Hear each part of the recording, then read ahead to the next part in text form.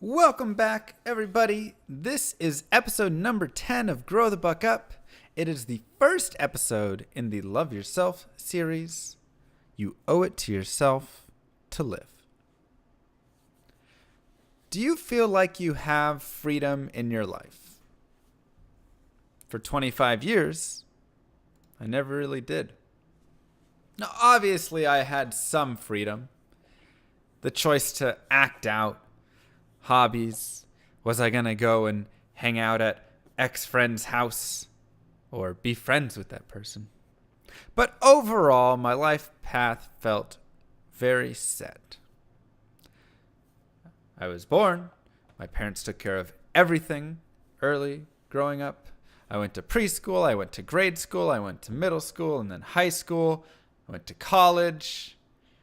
I got out of college, I got the job, even within college, the internships, everything was very set, very planned, very scheduled.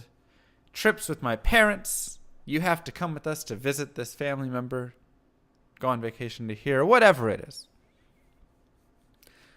My life was very planned. Sometimes it was planned by others, and sometimes it was simply planned by society. And I often wondered why. And I can vividly remember a time in second grade sitting at my desk, looking up at a teacher, just staring and watching and thinking, why is it so planned?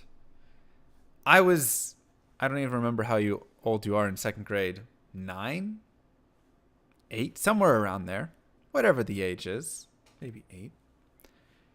And I remember thinking, everything for me is planned for the next 60 years. And things continued along that plan. And then once I got into work, it was 8 to 5 every day, 5 times a week. Mark that off the checklist. And then you would look down and say, what's next? Oh, marriage, house, kids. And I just was so confused because I thought, when do I get the choice in this? When does my life start becoming mine? Now, how many times have you done something because of pressure? Because everyone does it? Because someone would get upset if you did it how you wanted to do it? Or you didn't do it how they wanted to do it. And I'm not talking about times where you do things for others. Rather, times you're doing it because of others. And so one day I thought to myself, I really need to start living for myself instead of for everyone else. And that was the day I started to improve my happiness. Because your life is your life. It's not your parents. It's not your friends. It isn't some random strangers on the internet who's going to sit there and tell you you need to do X, Y, Z. It is your life that only you have to live. I'm the only person that has to live my life. My mom is the only person that lives her life, and you are the only person that lives your life. So how do you want to live it? If nobody else could judge you, what would you do? Would you live in a different city? Would you have a different job? Would you dress differently? Present yourself in a new way? Maybe you've always wanted short hair, but you have really long hair. Maybe it's the reverse. Would you change that if you were living a life exactly as you wanted to live it? A year ago, I decided I wanted to live my life simply more. Just live my life more. So I walked up to my boss on a Monday. And after 5 years of working there, I said, hey, I would like to work part-time and remotely. And he was pretty surprised by this. But he was all right with setting up a meeting with HR to see if it was even possible. So he set up that meeting, and I went in and I talked with them. And they said, do you have an ill family member that you need to be by? What is the motivation for this? Do you need to move to another group? Is that what the issue is? You're struggling in your work group? And I said, nope. I just want to live more of my life outside of the office and in different places. And they said, nobody really asked for that stuff here. They were shocked. They were like, this doesn't happen. Nobody has come in and asked for this. I said, well, I'm asking. And you know what? A week later, they approved my request. And now I work part-time remotely, and I'm able to live a life more in line with how I want to live a life. Was it a risky move to ask? Sure. A lot of people that I had asked prior to that, I said, do you think I should ask this? They said, no, don't ask that at all. Why would you risk that? What if they think they're going to think you're not a good worker? You're not committed to the company, that you don't care. But it was 100% worth the risk, because I think it is always worth the risk to live your best life. And if they had said no, I would have had to have made a different decision. Maybe I ended up just staying in the same spot and everything was fine. Maybe they fired me and then I have to find something new. But it would promote a change that would push me towards a better life. And that, to me, is always worth it. And so I want to present you once again, I've talked about this in the past, with the first line of Jack London's credo. I would rather be ashes than dust. It's very easy to sit and dream, but often our dreams conflict with the norm or with how others think we should live, and we simply end up stuck. We end up complacent, and complacency is the enemy of progress. And the question I always come back to whenever I'm uncertain, whenever I'm in these situations, is simply, why not? Now, I'm definitely a bit of an optimistic nihilist, so my thought process simply goes as this. Do I want X in my life? If the answer is yes, okay. Will X ruin others' lives? If the answer is yes, then I cross it out. For me, I don't like interfering with other people's lives like that. If the answer is no, all right, cool, move forward. Will it matter in 100 years? No, not at all. Will me working here like this or working part-time matter then? It won't. So it sounds like I should add X to my life. Now, I'm not here to preach about religion and beliefs and any of that stuff. Honestly, I think this same thinking can apply to so many belief systems, because quite often these choices that you're making and these decisions have nothing to even do with beliefs. So really, why not? I would actually love to hear why you think you shouldn't live your best life.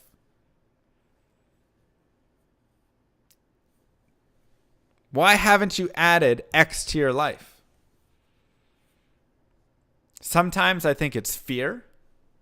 Fear of many things. Fear of rejection. Fear of the unknown. Right? Sometimes it's pressure. Pressure from family members, from friends, from random strangers on the internet. Often, I think it is the environment in which we put ourselves in. Who and what is around you in your life often impacts decisions more than you even want. Let's take an example. Are you as healthy as you want to be? But that can be very broad. Do you exercise as much as you want to exercise? Do you eat all the healthy foods that you want to eat? Do you sleep 8 hours every night, or whatever it is that you think you have for your sleep goals? Probably not. Most people will say no. It's the same as tonight. I think tomorrow morning I'm going to wake up and I'm going to get up and go for a run. And then tomorrow morning me wakes up and doesn't get up and go for that run, right? And most people will sit there and talk about how they're making future plans to change all of these things. I'm going to eat better in the future. I'm going to start exercising 3 times a week. I'm going to sleep 8 hours every night. I'm going to start going to bed at 9 p.m., 10 p.m. every night. And yet, why don't we do this? Are these things that we really want? I believe so. I believe this is what I really want to do and what I really want in my life. But I don't do it because of my immediate environment. Temptations in the immediate quite often get in the way of long-term goals. If I showed up to your work every day and put a box of donuts right on your desk. Let's say donuts. If you don't like donuts, pretend it's something that you really love. Some delicious sweet that is not good for you. There is a very, very high chance that you would gain weight. Even if I had talked to you the day before I started doing that and I said, what is your biggest goal in life? And you said, my biggest goal is to eat better. And I am so focused on that. And I said, wow, I'm so proud of you. Anyways, I want to be a nice friend. And I'm going to bring in some donuts every day and set that box right there on the desk. You're probably going to eat those donuts. Now, you might find some way to convince yourself not to eat the donuts or whatever the sweet is. But you're going to have to almost create a more immediate temptation to satisfy yourself to prevent that. You're going to have to somehow say, I'm going to not have this donut now and create a better feel good for myself by not doing that. But why would most of us eat that donut? Because for 8 to 9 hours every single day at work, you would have to sit there and resist eating that donut or many of those donuts. And it would simply just destroy so many long-term health goals. And we know you wouldn't be able to resist this temptation all the time. Because it's a free donut sitting right there every day. Now take that knowledge and apply it to your everyday life. If you're hanging out with people who are pressuring you to do things that you don't want to do, act a certain way, live a certain life, buy certain things, dress a certain way, they don't even have to directly pressure you. They don't have to sit there and say, hey, go buy that dress. They can simply say, we're all wearing nice dresses today. And walk out and all be wearing them. And you'll go, I need to get a nice dress too. And just like that, the environment that you're in will affect who you are in the life that you're living. There is a very good reason they say you are the sum of your 5 closest friends. We will have a talk later, a podcast later, about that exact topic. But it's because that is your immediate environment. If you hang around people that lie all the time, you're probably going to start lying more. If you hang around people that are, super nice, then you're probably going to be a nicer person. Because often you're just going to give into these sorts of things. So would I. So would everybody else. It's not always bad. And I think that's the thing to really focus on and the thing to remember. If you want courage, surround yourself with courageous people. If you want to be positive, put yourself in a positive environment. If you want to learn how to juggle, surround yourself with juggling. Put a box of juggling balls on your desk at work. Tempt yourself.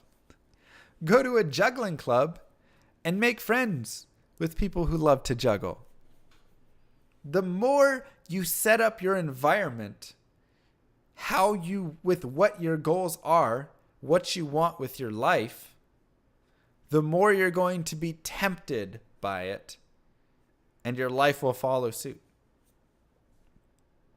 If you create the right environment, then you'll start creating the life that you've always wanted. And if somebody disagrees with it, that's all right.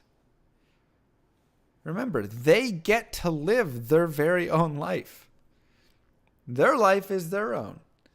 If they want to put themselves in a situation where they're surrounded by cars because they love beautiful cars and they want to live a great life of cars, cool. And then they see you driving a 2000 Camry and they go, oh man, what is this car? It's time you should get a new car. What are you doing? They don't have to drive it. That's not their life. That's yours. That's your car. You owe it to yourself to live your life. Because why not? That's always the question that I come back to. Why not? So the challenge that I have for you all is to change a temptation in your life. Bring a veggie pack to work every day. Hide a cigarette package, your cartons. Grab them and just move them out of your immediate environment. Make yourself have to work a little bit to go get it. Do you have an app on your phone that you want to get rid of? Uninstall it. So many people talk about wanting to get off Facebook. And then everybody I hear who deletes their account, uninstalls it, always talks about how great it was that they got off and they never care to go back. And yet, it's only the people who actually put themselves in that environment where they've created it and they've removed themselves from that get to reap the benefits of it. Everybody else who still has it nearby, even though they say they want to have less of it, always finds themselves back on it. Right? Sometimes you have to take those drastic measures. Sometimes you have to really think or accept that our future selves aren't always perfect. And I'm sure you know that as well. Because there's a reason that you don't go out and buy, for me, I'll say 10 pounds of candy. I could buy a 10-pound bag of candy and I would say, this will save me a lot of money rather than buying small bags whenever I go to the store. And so if I take the 10-pound bag and I separate it out into a bunch of small bags, I'll probably save a lot of money. That's a great financial reasoning right there to do this. But why is it horrible reasoning? Because I know future Alex isn't going to sit there and know that the candy is right over there in the cabinet and go, no, this isn't the time to eat that. Right? Sometimes I will, but not all of the time. So if I want to create a healthier environment for myself, I don't do that. Just like if I offered a box of donuts to you every day going forward in the future, a lot of you who have health goals would turn that down. Why? It's free donuts. You could eat one a month if you wanted. That's totally fine. But you would turn it down because you know that your future self isn't perfect. And sometimes it's nice to just remember that. And it's okay. But we have to really start thinking about, what do I need to do now? What can I do today? When I have the energy, the motivation, the power, whatever it is, what can I do to create the life that I want, to create the environment that I want in the future, to make it easier for myself, to tempt myself in the right ways? So that's my challenge, is to change a temptation in your life right now. Hopefully right now you have something in your mind that you have the power to change. Go change it. So that is all that we have for this week. I know it's a little bit of a short episode, but I feel like that's what I wanted to say on it. Tune in next week for episode number 11 and the second episode in the Love Yourself series. And I haven't decided on which one we're going to do there. So it is just going to be episode number 2 for now, or 11 - Love Yourself 2. As always, you can find these podcasts live on Twitch, on my YouTube at youtube.com/growthebuckup, on any of the popular podcast feeds, or on my own site, www.growthebuckup.com.